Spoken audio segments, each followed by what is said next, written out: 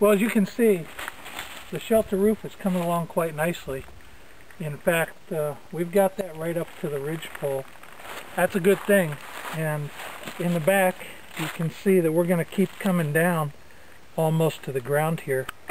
We also have made some additions on the side. So let me show you that. So what we've done on the side is we've laid some logs down, and this will allow us to put debris on here. If you come around and you look in, you can see that I'm leaving this side open. I decided I wanted a little storage place, something for my gear that I could throw in there. So we'll pile debris out here. It'll get it relatively waterproof. There'll be logs that come down the front. I left it open so you could see it. And then that will all tie in with the roof. The debris will be up about this high on the roof. Throw a tarp over the edge. Now let me show you on the other side what we've done. What we've done on the west side here is we've laid our logs up against the roof line just like on the east side. But inside we've begun to stuff with leaves, and we're going to literally fill that whole space up with leaves, and that will make this virtually windproof. It'll make it waterproof. I mean, this is going to be very, very well insulated by the time that we're finished. We also are going to put another stick about halfway over to make a door and then bring the front end down, so it's going to be a little shanty when we're all finished with it. But so far, this is what you're looking at. Let's go inside and take a look. Well, I've got my little seat here, and behind me is the east side where I'm going to use for my storage place. You can see that there's just enough room to put things down in here. I can put my kit down there. I can put extra clothing down there. Kind of like a little place just out of the way. And then if you come on in a little bit here, give you an idea of what these walls are going to look like once that they're finished out. We've almost got this back wall stuffed down. Now the front of it's not done yet because I wanted to leave it so you could see what it was like. But that back wall is getting close. Once we get the leaves in between there, we'll also put leaves on the outside of those sticks right up to the roof. They'll kind of just spill over off the roof. And this thing will be virtually closed in, so there isn't going to be any air. So this is a good looking little shelter. It's working out well. We're going to have plenty of room. Well, while the guys are busy working on the shelter, I'm back on my mission to discover the plant I showed you the other day, and I think the viewers were right. So what I did was I kept walking down the creek until I found plants that actually had some green on them. So I found this one, and I trailed it down, came to a gnarl of roots, but I was able to trace this root back and actually find a plant that had green. So bear with me as I get close here. Here's the leaves.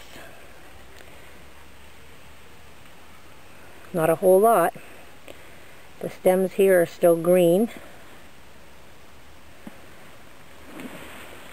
but they're got gloves on. They have, see if I can pull it up here, horrid thorns on it. They grab your clothes and rip your clothes. I want to show you how nasty these thorns are. If you try to walk past, they just grab, and you actually literally have to unhook yourself from those thorns. So watch them. I also discovered that if you find last year's berries, they're still edible as well. Alright, now if you look up here, you'll see a whole patch of this thorny mess. And yes, viewers, this is called green briar. Alright, here's the inside. You can see that we're getting that right filled up. It's all dark along the whole side. And we're going to keep putting the insulation around the leaves. Started to get some up on the top. And you can hardly see any daylight through there right now. Don't have a whole lot on yet, but when we get some more on, we'll show you. Alright, you can see that we're getting our leaves on here, and we're smoking the inside, get all the spiders and all the ants and all the bugs out of the leaves for us. We still have to put some more leaves down on this front side, but in all essence, we're closed in, and we'll take you inside in a minute and show you Well, I'm sitting inside here, and it's right comfy. I'll show you what the roof looks like. See any air spaces in there, Tim? See one air space in the corner. For the rest,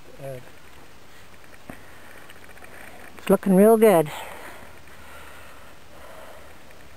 We'll show them our little hole in here, our storage space. Okay.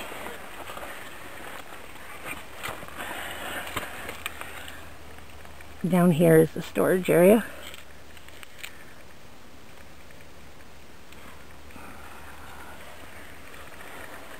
No air, no light on the other side, right?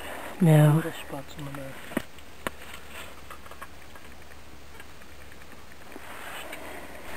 I had a question on what is the difference between survival and bushcraft. Well, you know, bushcraft is what I call survival. It's a way to enjoy life out in the bush. I think this shelter kind of goes in as bushcraft. But survival is when you're out, you have nothing, and you have to get there and get the job done. There's a big difference between survival and bushcraft, but bushcraft will teach you about survival if you just study it long enough. Because once you get used to it, you can go out there, you can get along with nothing if you have to, or you have some tools with you, that's great too.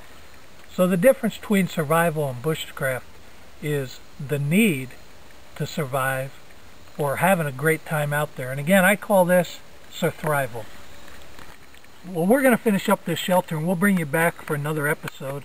But we wanted to thank you so much for all of your support. We wanted to thank you so much for your viewership and all the comments that you guys are leaving. Thanks for your questions. Keep it coming. This is David Wendell with Bushcraft on Fire. We're glad to have you with us today and hope you enjoy this video. Have a great day.